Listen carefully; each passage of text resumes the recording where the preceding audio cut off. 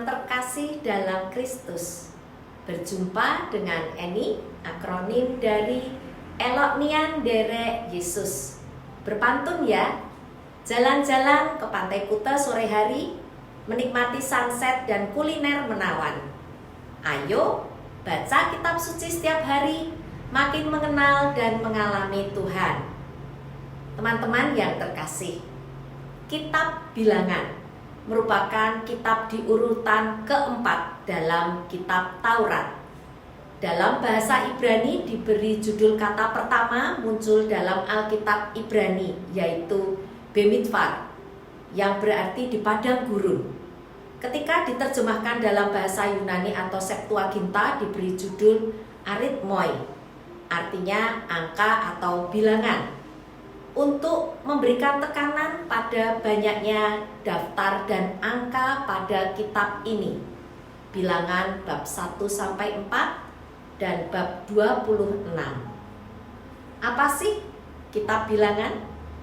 Kitab Bilangan isinya bermacam-macam pesan, tidak melulu berisi jumlah dan angka. Memuat hukum-hukum tentang kekudusan. Orang Israel menghitung jumlah mereka atau cacah jiwa. Kegagalan memasuki Kanaan. Ada dosa-dosa Israel. Dinamika orang Israel dan Musa dengan Allah. Bangsa Israel digambarkan sedang berkelana di padang gurun menuju tanah terjanji, berjalan bersama Tuhan.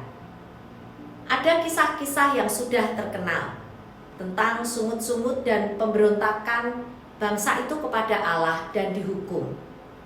Tuhan mengirimkan burung puyuh di tengah-tengah Israel karena bosan makan mana.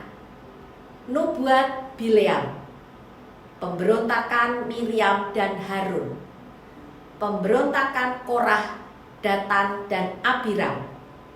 Ada kisah sangat terkenal, Musa mendirikan ular tembaga di padang gurun. Dalam Bilangan bab 21 ayat 4-9, ular-ular berbisa mendatangi orang Israel dan menyerbu mereka. Beraninya mereka mengkritik Musa karena telah membawa mereka keluar dari Mesir, mencela mana yang diberikan Allah sendiri sebagai makanan hambar memuakkan. Allah pun murka mengirim pasukan ular guna membinasakan orang-orang itu. Musa dengan doanya mampu meluluhkan hati Allah dan berbelas kasih pada orang Israel. Disuruhnya Musa membuat patung ular tembaga yang dijadikannya sarana untuk menyelamatkan orang-orang yang terancam bahaya maut itu. Bangsa Israel pun terselamatkan, bisa sembuh dengan memandang patung ular. Pada kitab Bilangan yang terdiri dari 36 bab bisa kita bagi menjadi 2 bagian. Bagian 1, Bilangan bab 1 ayat 10 sampai bab 10 ayat 10. Bangsa Israel mempersiapkan diri, rencana sebuah perjalanan panjang di padang gurun Sinai. Mereka merencanakan berbagai hal, strategi, bidang keagamaan dan militer. Sementara bagian 2, Bilangan bab 10 ayat 11 sampai bab 36 ayat 13, fokus pada pelaksanaan rencana bangsa Israel. Bagian ini menggambarkan apa yang sesungguhnya terjadi berjalan bersama Tuhan. Tuhan siap menolong umatnya, meski Tuhan juga telah siap menghukum segala pemberontakan. Nubuat Bileam di Bilangan bab 22-24 memainkan peranan penting dalam bagian kedua ini.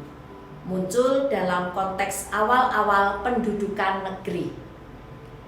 Dalam Bilangan bab 22 ayat 21-35 ditemukan kisah aneh dan lucu, adalah cerita rakyat, yaitu tentang keledai Bileam. Keledai milik dukun sakti ini tergolong canggih karena bisa berbicara, mengajukan protes kepada tuannya. Keledai kok bisa bicara? Apa ini keajaiban? Penasaran kan? Bagaimana hikmat dari Allah juga bisa turun kepada bangsa lain. Ketakutan Balak Raja Moab melihat orang-orang Israel yang jumlahnya banyak dalam perjalanan menuju tanah Kanaan akhirnya sampai dan menetap sementara di dataran Moab, daerah seberang sungai Yordan. Bilangan bab 22 ayat 1. Israel lawan yang tangguh, terbukti kalahnya bangsa Amori di tangan mereka. Balak melakukan dua hal agar tidak dihancurkan Israel: menggalang kekuatan militer dengan meminta dukungan orang Midian. Bilangan bab 22 ayat 4. Dan mencari dukungan dari dunia lain dengan memanggil Bileam bin Beor, seorang pelihat, dukun, tukang tenung. Bileam tinggal di Mesopotamia. Pendapat lain, di suatu tempat di daerah Amon tidak jauh dari Moab. Arti nama Bileam berarti menelan atau melanda. Secara simbolis mampu menghancurkan orang lain dengan kutukannya. Ia bekerja profesional, mendapat bayaran. Ia dipandang memiliki kemampuan yang ilahi, menafsirkan tanda-tanda dan melihat masa depan. Perkataannya penuh daya, berkat, dan kutuknya terkenal manjur. Bileam akhirnya bersedia pergi hanya karena Tuhan mengizinkannya. Ayat 20. Kepergian Bileam dengan menunggang keledai betinanya ternyata membuat Allah malah besar. Ayat 22. Bagaimana Allah bisa marah? Bukankah Dia yang mengizinkan Bileam pergi ke Moab? Ternyata izin Tuhan itu tidak sungguh-sungguh, hanya untuk menguji Bileam. Menghalangi perjalanan Bileam berdiri malaikat Tuhan, sering berarti Tuhan sendiri. Menghadangnya dengan pedang terhunus, berarti melewatinya nyawanya pasti langsung dicabut. Keledai melihat malaikat itu.